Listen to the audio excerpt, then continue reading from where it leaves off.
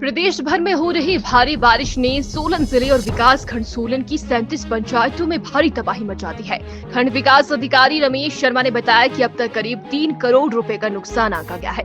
उन्होंने कहा कि यदि बारिश का दौर यूं ही जारी रहा तो ये आंकड़ा और भी बढ़ सकता है। बारिश और भूस्खलन से सड़कें और इमारतें बुरी तरह प्रभावित हुई है।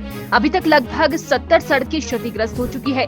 कई जगहों पर भूस्खलन के कारण रास्ते बंद पड़े हैं। इन सड़कों को खोलने के लिए रिटेनिंग दीवारें और पुलियों के निर्माण की आवश्यकता है।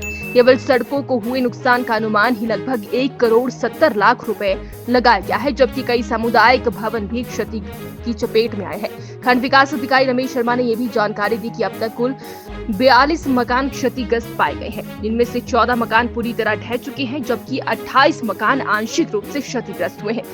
इस पूरी स्थिति की विस्तृत रिपोर्ट उपायुक्त के माध्यम से प्रदेश सरकार को भेज दी गई है, जिसके बाद सरकार राहत कोष जारी करेगी।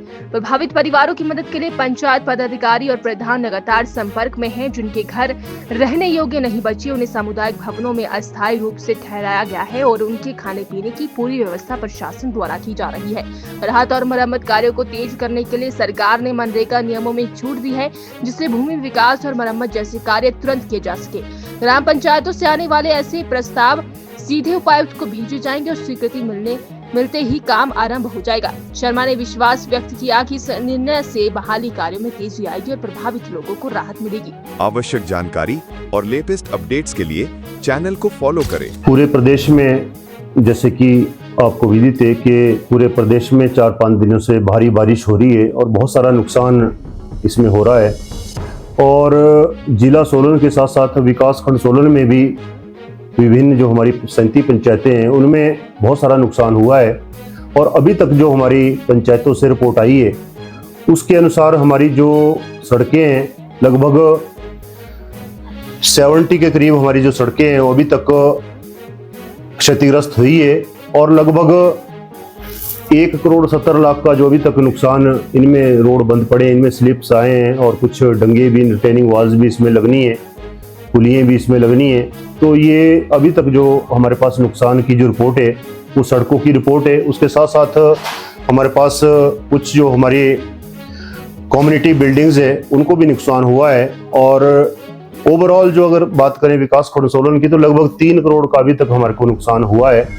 और अभी आने वाले समय में हो सकता है, अभी अगर बारिश का दौर ऐसे ही रहा तो हो सकता है और नुकसान भी इसमें हो।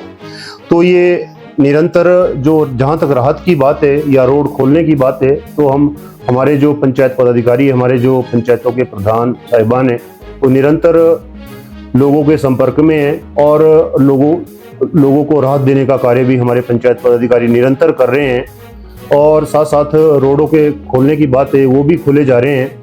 और साथ साथ प्रदेश सरकार ने एक बहुत बड़ा निर्णय लिया है कि मनरेगा जो हमारे नियम थे उसमें भी छूट दी है। और जो राहत के कार्य और जो मरम्मत के कार्य है वो अब मनरेगा के तहत बहुत जल्दी से शुरू होंगे।